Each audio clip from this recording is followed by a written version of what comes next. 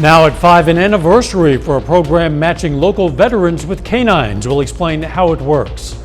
Plus, we check in with local florists to see how they're handling the Mother's Day rush. And black smoke from the Sistine Chapel signals the Cardinals have not yet reached their decision. I'm Bradley Blackburn with the history unfolding here at the Vatican and what Americans want to see in the next pope. The 4 states' most watched news starts now. an area organization is celebrating a decade of helping support veterans. This is KOAM News at 5. I'm Dow Quick.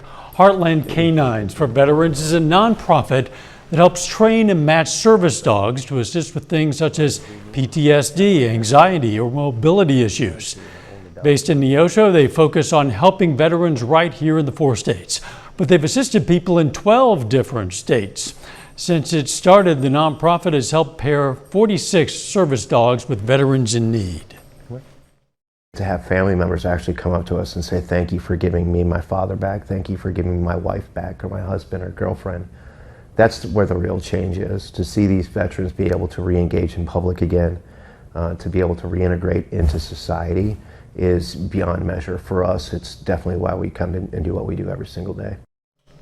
This Friday, Heartland Canines for Veterans will hold its annual fundraiser Putts for Paws charity golf scramble. They say it's a great way to learn more about the organization. We have more information on our website. That's KOAMnewsnow.com. Mother's Day is right around the corner, and this year Americans are going all out, according to FinanceBiz.com. Spending is expected to reach a record-breaking $34.1 billion, surpassing last year's total by $600 million. In Carthage, businesses say they're seeing plenty of orders for flowers coming in. They advise locals to start placing orders now. So Monday actually was crazy with orders. Yesterday and today has been a little bit more of a lull, and then I figure tomorrow and Friday is going to be absolutely insane. It has been pretty steady around here. We are definitely busier towards the end of the week, so Thursday, Friday, and Saturday are looking to be our busiest days, but it's been pretty steady all week. FinanceBiz.com also says Mother's Day is ranked 3rd in selling greeting cards, with Christmas and Valentine's Day taking the lead. Right now, let's check in with Chief Meteorologist Doug Heddy for a first look at the weather. Well, of course, we've had on and off showers and thunderstorms for us today, and this is what we're going to continue to see as we go through the evening into the overnight hours. As our big area of low pressure sitting right on top of us, you can see the showers kind of falling back toward the south and to the west. Then these guys working toward the east. Most of our rain right now is along north of I-44, but we're going to watch these guys. These could be a little bit stronger as they push through our southern counties. Can't rule out a low-grade severe storm, but I think most of these overall are going to behave. Hit and miss showers, couple rumbles of thunder, a little bit heavier once you get down toward Carthage and then south of I-44. Not a whole bunch going on, but again, these continue through the evening hours, and then they let up a little bit after midnight for us tonight. More rain tomorrow. We'll look at that here in a bit. All right, we'll catch you in a few. The world is watching a small chimney atop the Sistine Chapel, waiting for a sign that a new pope has been chosen. White smoke means a new pope has been selected. Black smoke means one has not. Reporter Bradley Blackburn is at the Vatican where the conclave to pick a successor to Pope Francis has begun. Black smoke rose up over St. Peter's Square Wednesday, signaling the Cardinals were unsuccessful in selecting a new pope in their first round of voting. This is a feeling out exercise. A leading conservative cardinal elector told me yesterday that a bunch of them intend to vote for Cardinal Erdo from Hungary to see how much strength they actually have on the first ballot. Earlier, in rituals going back centuries, the 133 voting cardinals entered the Sistine Chapel, each taking an oath of secrecy before the doors to the historic chapel closed, marking the official start of the conclave and cutting them off from communications with the outside world. I'm not Catholic, but I come from a Catholic family, and so just having that history behind it and being able to witness this, really beautiful and very emotional. The cardinals come from 70 countries, including 10 from the U.S. Pope Francis chose the overwhelming majority. That black smoke is a disappointment for the thousands gathered here in St. Peter's Square, but it's no surprise. No pope in modern history has been elected on the first ballot.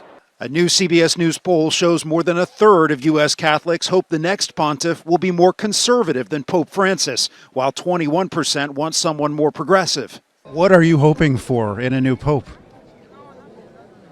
A holy man. Hopefully somebody that is a pragmatist and somewhat conservative. We really need someone who can accept and embrace everyone regardless of where you're from. The Cardinals will keep casting ballots until they reach a 2/3 consensus. Bradley Blackburn, CBS News, the Vatican. Pope Francis was elected on the 5th ballot in 2013. Pope John Paul II needed 8 rounds of voting. The Trump administration says it's preparing to begin trade talks with China for the first time since both countries implemented high reciprocal tariffs. The Trump administration's tariffs increased last month to 145% on most imports from China. President Trump says China wants to make a deal, quote, very badly. This comes as the president is swearing in David Perdue to be the U.S. ambassador to China. Still ahead, a college student's personal family health scare inspired a new AI tool that could one day detect strokes in real time. Plus, a multi-million-dollar multi-state salmonella outbreak linked to backyard chickens prompts a new warning from health officials. Those stories coming up next in Health Watch. Topping today's Health Watch, May is National Stroke Awareness Month. A California student has created an artificial intelligence startup to help people detect strokes and other medical emergencies. Kevin Coe has more.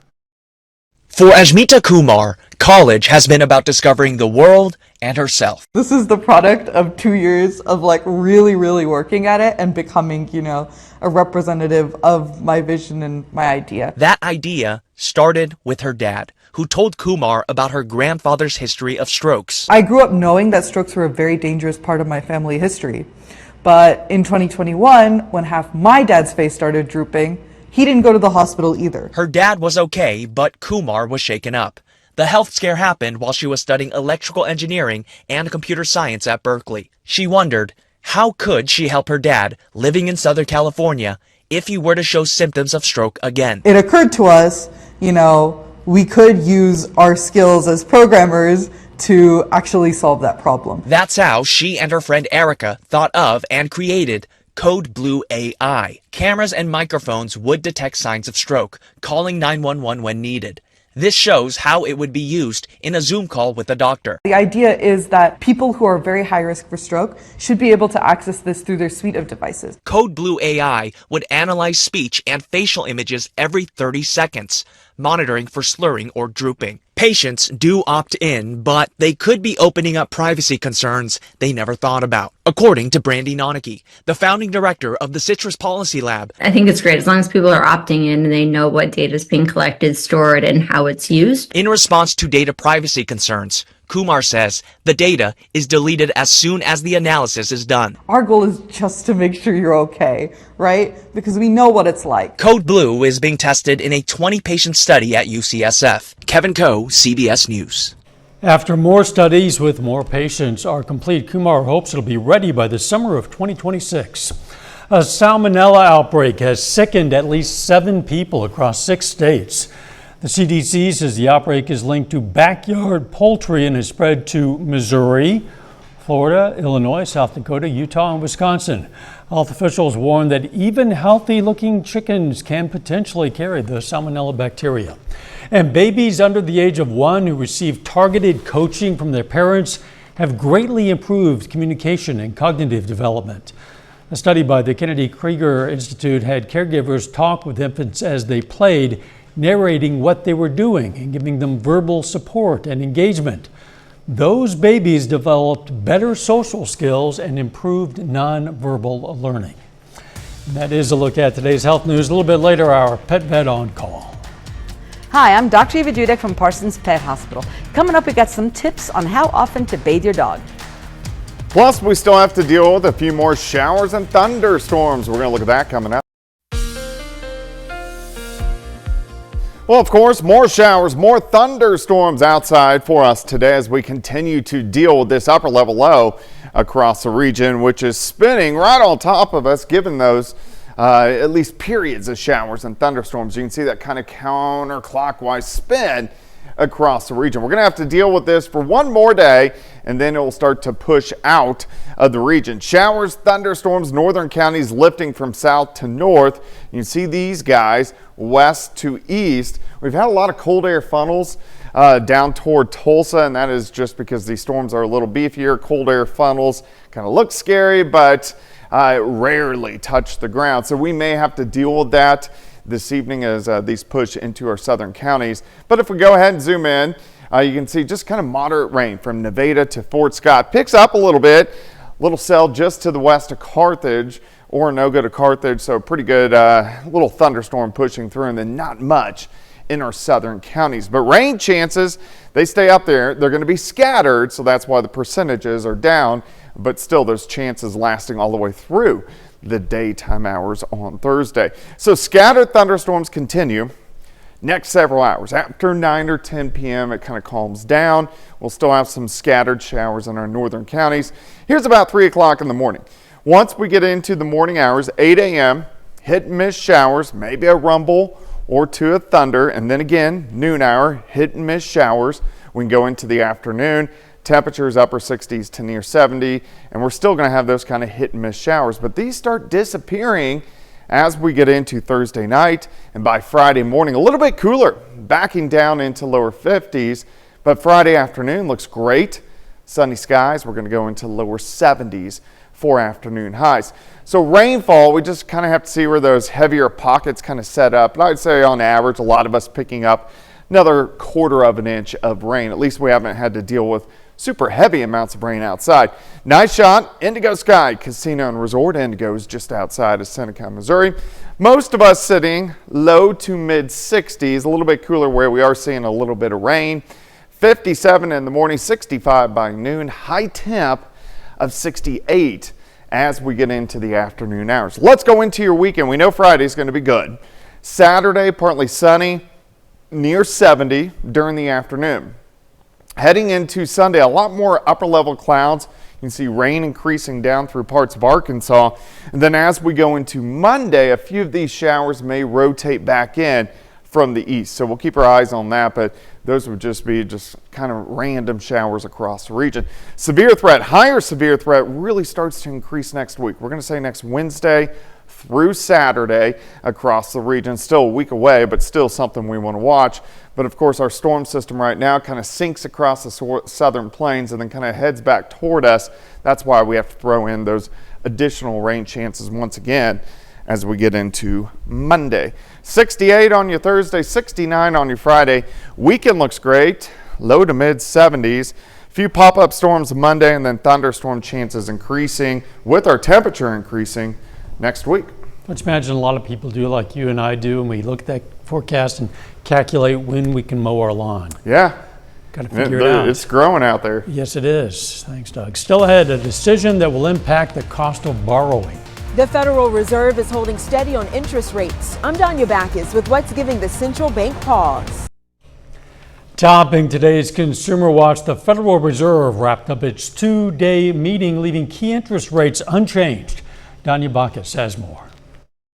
Despite heightened uncertainty, the economy is still in a solid position. The Federal Reserve's wait-and-see approach is in a holding pattern. The central bank announced it's not budging on interest rates, citing solid hiring and easing inflation. We do think we're in a good position where we are to let things evolve. This is the Fed's third consecutive meeting holding rates steady after making 3 cuts in 2024. The impact from President Trump's tariffs is unclear, but Chair Jerome Powell has warned they will likely push up prices and slow the economy. The uncertainty of tariffs means that they've got to be careful to wait and see whether or not inflation is going to rear its ugly head again. While the Fed waits for clarity, President Trump has been openly critical of Powell and pushed for a rates cut. I think he's a total stiff. We are at a perfect time. It's already late, but he should lower interest rates. Holding rates steady is good for savers, but adds pressure to borrowers, like those with credit card debt. Those folks are paying about 22% interest on those balances, and we are seeing them make actual late payments. We're seeing people making the minimum payment. Car loans remain expensive too. The next hope for a rates cut comes in June. Danya Backus, CBS News, Los Angeles. Chairman Powell pointed out surveys of households and businesses show a sharp decline in sentiment and higher uncertainty about the economic outlook, mainly due to trade policy concerns. Today is Real ID Day. Americans now need real IDs or an approved alternative identification to board domestic flights. Consumer procrastination and snags at state motor vehicle departments mean some travelers might not have their real IDs yet, but you can still fly under certain conditions. Have alternate acceptable identification like passports or Department of Homeland Security travel cards. If you don't have those, the DHS says be prepared for extra security screening time in a separate area to verify your identity. Once again, Rite Aid is seeking bankruptcy protection as the drugstore chain looks to sell most all of its assets. The pharmacy chain says its stores will remain open as it begins Chapter 11 bankruptcy proceedings. The company initially filed for bankruptcy protection in October of 2023, with plans to sell parts of its business and restructure. Pharmacy chains like Rite Aid, Walgreens, and CVS have struggled in recent years due to high debt, inflationary pressures, and increased competition from Walmart and Amazon. A final check of the forecast up next. Up next on the CBS Evening News, as day one of the conclave ends, you're going to hear about one Roman's quest to keep a dying tradition alive. Then on KOAM News, that's sentencing in a case that involved 2 motorcycle traffic deaths in Joplin.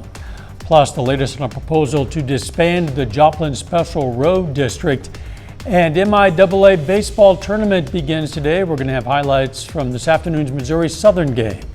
Stay with us for the CBS Evening News and then KOAM News at 6. When the weather gets messy like this, our pets can too. Today's question for our Pet Vet on Call comes from Erica in Parsons. She asks, how often should I bathe my dog? Actually, as often as needed, as long as you use the proper doggy products. Where the issue is important are your outside hairy dogs, those that watch the livestock or protect your property. The big hairy dogs like Great Pyrenees and Australian Shepherds that are thick and woolly. They save up all that crud in their coat, the mud and the muck and the debris, and that can cause serious issues on their skin that you just can't see. So come May, is a good time to shave them off completely, address any skin issues, and trust me, there will be some, if not many. Give them a good bath, and they can grow a nice, clean summer coat. Vice versa in the fall. About the end of September is another good time. Shave off all that summer crud, the mud, the muck, the ponds, the cockleburrs. Address their skin issues, give them a good bath, and they'll grow a nice, clean winter coat. Hey, thanks for the question, Erica. We invite questions from anyone. If you have a question, you just send it to PetVet, KOAMTV.com. Dr. Eva Dudek from the Parsons Pet Hospital answers a different question or brings us a fun fact every Wednesday right here on KOAM News at 5. You can also find answers to previous questions on our website. All right, let's check out our picks of the litter from for the week from the Joplin Humane Society. We've chosen this terrier mix, an adult female named Cruella, no DeVille in this Cruella, and from the Southeast Kansas Humane Society, a 2.5-year-old male shepherd. His name is Marshall. The Humane Society says he loves belly rubs and cuddles, but needs a home with no cats. Marshall's orders. If you're looking for a pet, why not at least check out your local Humane Society?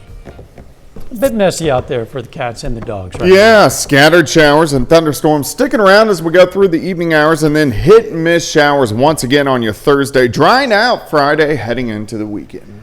Thanks for joining us. The CBS Evening News is next, and of course, we're going to be right back here for KOAM News at 6. We'll see you then. Let's make it a great evening.